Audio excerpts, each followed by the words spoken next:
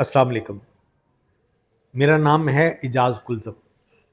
اگر آپ کے بال گرتے ہیں، بالوں میں ڈینڈرف ہے، بالوں میں خشکی ہے، سکری ہے، بال جڑ سے نکل رہے ہیں اور آپ ان مسائل سے پریشان ہیں، تو آج یہ آپ کا مسئلہ آپ کا بھائی ختم کرے گا۔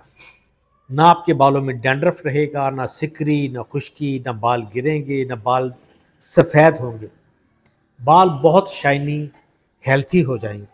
آج کا نسخہ بڑا اہم ہے، اس کو نوٹ فرما لیں۔ آپ نے سب سے پہلے لینا ہے 100 گرام تل کا تیل، 25 گرام آپ نے لینا ہے بادام روغن آلمنڈ آئل، اور 25 گرام لینا ہے اولیو آئل زیتون کا تیل، اور 25 گرام آپ نے لینا ہے روغن اشنا، اور 25 گرام آپ نے لینا ہے روغن ناگرا۔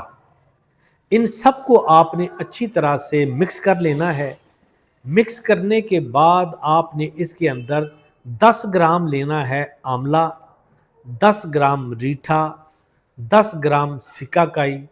ان سب کو آپ نے اس آئل کے اندر ڈال کے اس کو اچھی طرح سے چولہے پہ چڑھا کے جوش دینا ہے۔